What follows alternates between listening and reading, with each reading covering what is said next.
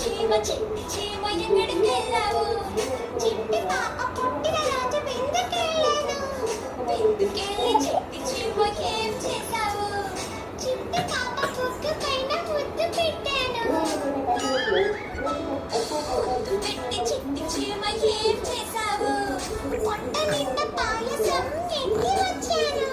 పొట్ట నిండా పాయసం ఎక్కి వచ్చాను. పొట్ట నిండా పాయసం ఎక్కి వచ్చాను.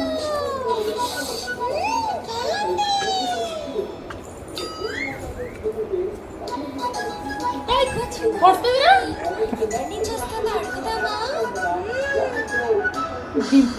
చీమ చిట్టి చీమ ఎక్కడికి వెళ్ళావు?